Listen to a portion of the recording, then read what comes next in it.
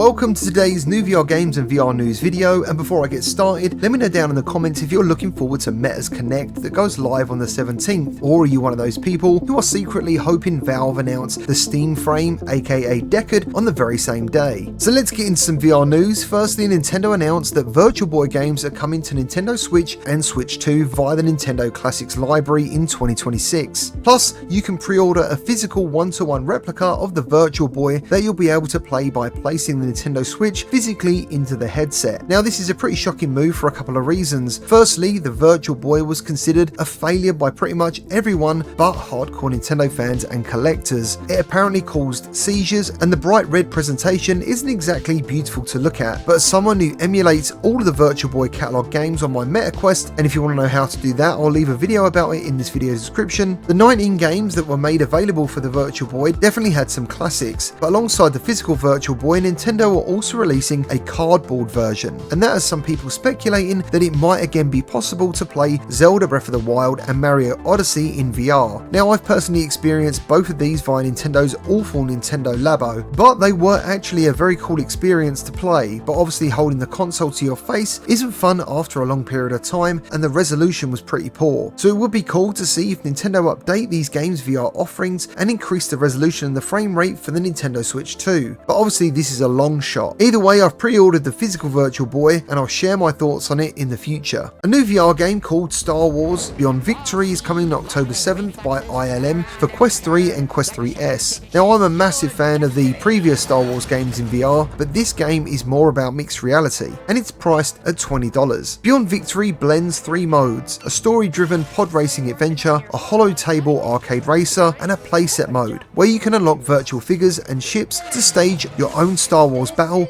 in mixed reality around your room. You play as a character called Volo Bolus, a rookie pod racer during the age of the Empire, and your mentor is Sebulba from the Phantom Menace. Now, I can definitely see the appeal of using mixed reality, because playing pod racing on your coffee table would actually be pretty cool, but from the trailer, it's the draw distance that worries me the most, and I'm sure most of us would have simply loved a real first-person VR pod racing game, but obviously Meta are funding this and they have other plans. For $20 though, it does seem pretty interesting and creative, depending on how deep this all goes into the Star Wars universe, and obviously I'll be dropping a review as soon as it's available. Surviving Mars Pioneer has just released on the PSVR2, and it's a game I really enjoyed on the Quest, but the inventory system was pretty clunky, the menus felt pretty old, and it's also incredibly grindy, meaning you have to constantly gather resources, manage power to your base, your oxygen, food, all the while trying not to die. But when I wasn't playing this game, I honestly found myself constantly thinking about it. I often found myself thinking about what I'm going to do next and what I'm about to discover. The story adds quite a bit of tension too. You're sent to investigate an abandoned colony on Mars with eerie signals, missing people, and strange structures blocking communication. It was frustratingly buggy on the Quest, which I'm assuming is now fixed. It was very grindy, but it was also very addictive. The mix of survival, mystery, and the scale of being alone on Mars in VR gives it the same pull as games like Subnautica or No Man's Sky, and the PSVR2 version offers some nice enhancements like headset rumble, controller haptics, eye tracking in combination with foveated rendering, and a solid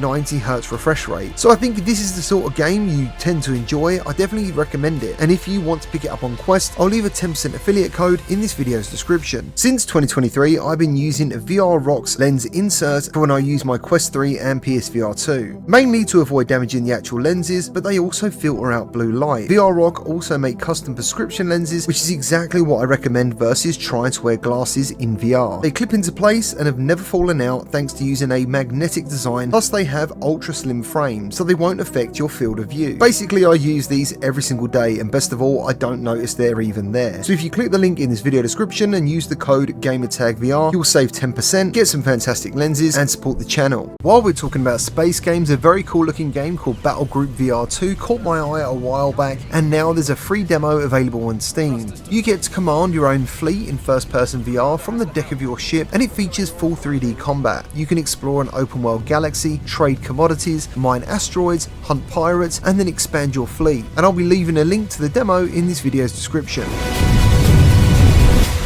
Now, one of my favourite VR games, Into the Radius 2, is getting a massive update for the guns because you'll be able to use a frame module system. Currently it has 28 frames and 138 modules in the beta, allowing you to build firearms exactly how you want and then share your creations with the community. Right now, rifles like the AK-47, the M4A1, the Saiga 12 and the SVD, and more use the new system, plus there's some pistols. Reloads just got smoother too with mag palming. You can hold 2 mags in one hand, enabling you to swap faster and even knock out the empty mag with your full one. And yes, this works with the shotguns too. Exploration got a big update too, thanks to the Artifact Detector Level 2, which helps reveal hidden nests, and locations when the update goes live will feature denser forests, new terrain, richer interiors, plus 2 new points of interest. PCVR will get the beta first, with Quest receiving 0.1.4 update shortly after, including the purchased outskirts and the distortion zones. Another new VR game from the creators of Budget Cuts called Crossings is coming to Quest and PCVR, and there's a public demo available on Steam for this weekend only. Crossings is an action-adventure roguelike through an ever-changing landscape of Old Norse myth. You claim mighty spells and new weapons as you make your way further through each run, learning from your past mistakes. You can join fellow travellers online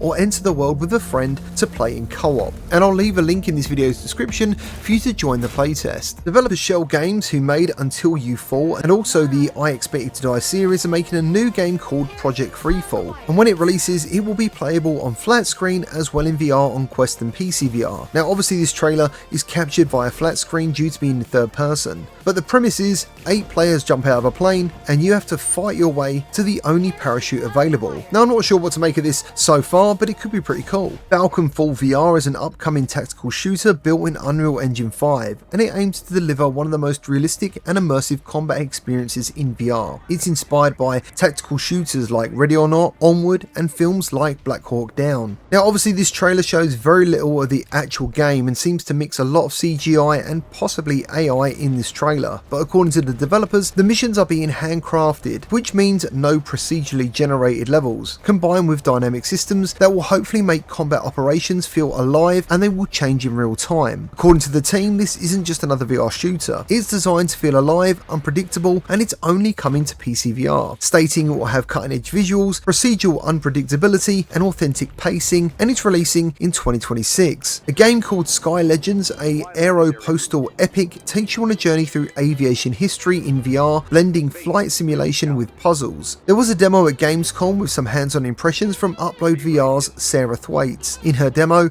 she piloted a seaplane across the South Atlantic, retracing Jean Mimos's daring 1930 airmail flight. The game uses hand tracking, and she had to manage the radio, compass, and steer while dodging storms and headwinds. The second mission she played had her repainting a plane in a Brazilian hangar, and again it was using hand tracking. She reports it was rough around the edges, but she was pretty impressed overall. Now personally, I'm hoping hand tracking is just an option, but either way, I love flight sims and this one sounds pretty unique. And finally, Cytec Games, developers of Windlands, dropped a fantastic new trailer for their upcoming game Titan Isles, which is releasing September 25th on Quest and PCVR, with the PSVR2 version planned for sometime in the future. It's a single player and 4-player co-op action adventure and sees you take on colossal titans across the shattered world of Tosca. Players can select 4 different exosuits called Storm, Hunter, Goliath, and Blink, and they each offer unique weapons, upgrade paths, and traversal abilities.